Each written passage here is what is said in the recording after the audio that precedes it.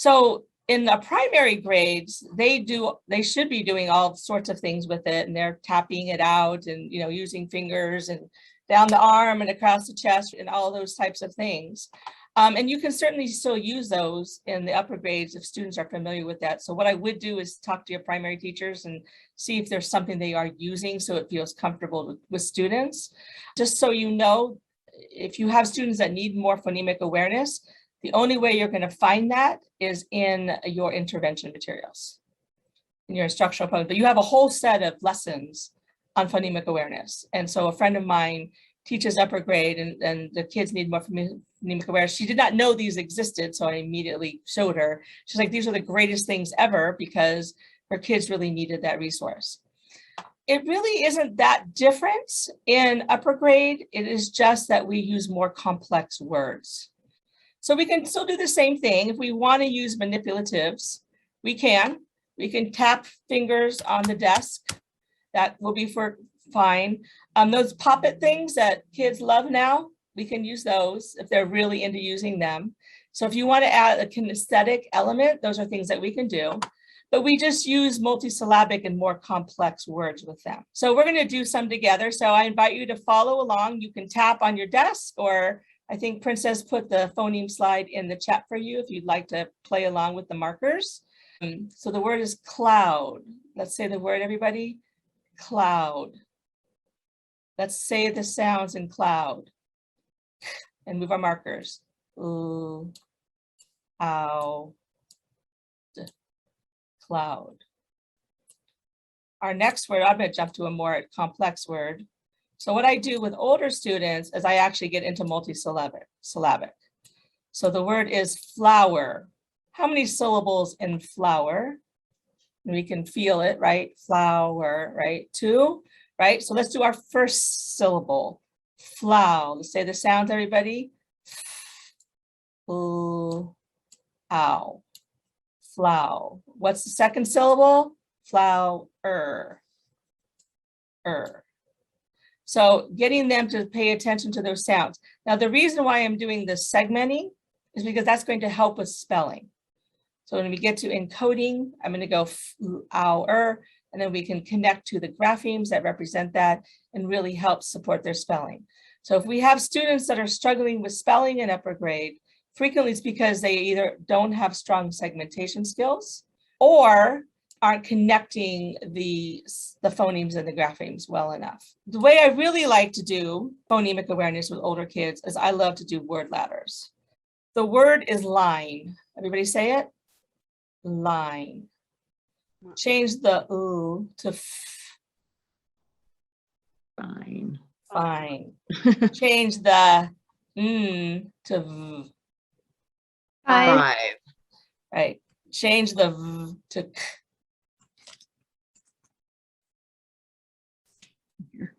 It was 5. Change the v to k. Bike. Yeah, they don't have to be. Nonsense words. It Okay. can be nonsense. I want them to work on the sound. I'm doing that on purpose. Okay, the word is lake. Change the l to k. Cake. Okay. Change the k to p. Cake. Fake. The second k, I'm sorry. The second k to p. Cape. Yep. Cave. And change the k, the beginning k to t. Tape. Yeah. So I like to give them like in riddles. It's more engaging for older students. You know, they're more likely to, you know, kind of, it doesn't feel like it's babyish. So we have to be really attentive to that. So in your slides, gave you actually 2 resources of a bunch of word ladders already made up for you, in case that's something that you'd like to learn. Just an easy way to throw in, you know, 2 minutes, 1 minute, just to work on the phonemic awareness, because we don't have a lot of time to do this, but we want to continue strengthening it, enhancing it with our students. I also love to do morphological awareness. So taking it way up to the next level, I'll leave my screen up so you can see it, but I would do this again. It's always done without print. So what is the prefix in exporter? X. X.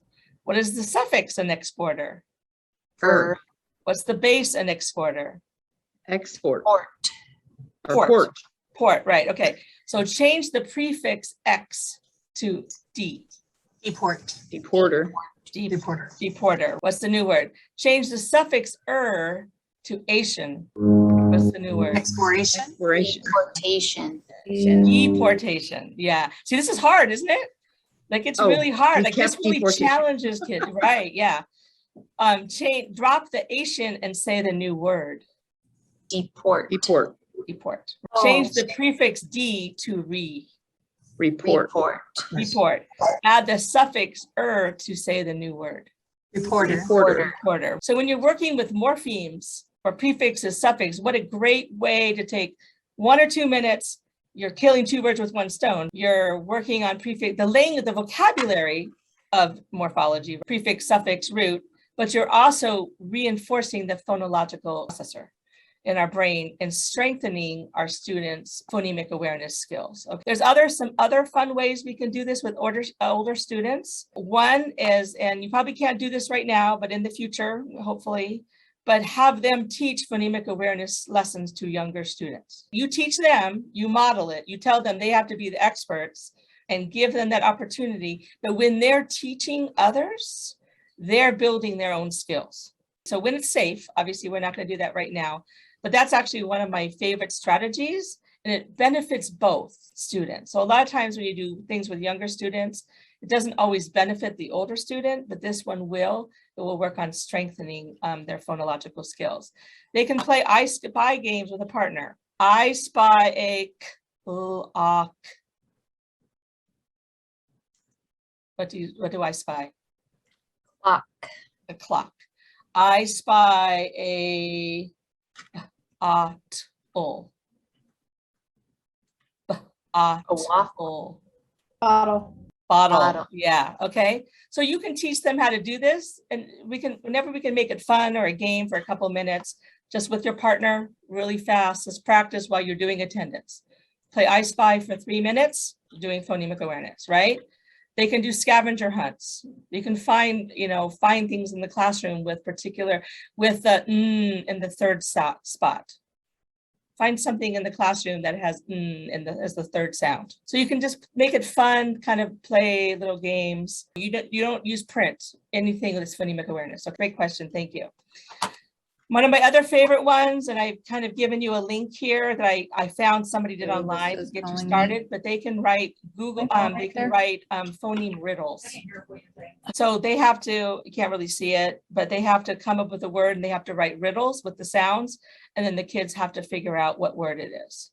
So it's really fun. They can do that in a Google slide, and then everybody has to make a phoneme riddle, and then you have a whole collection of things that kids can work with. So these actually make great station activities too, that they can be doing and not take any of your classroom time. And then I really love word ladders. So have the kids make the word ladders. So it doesn't always have to be us making them, because I think there's more power in them constructing them, if that makes sense, because they have to figure it out and then they can share it. And then we have a whole collection of word ladders that kids can practice with.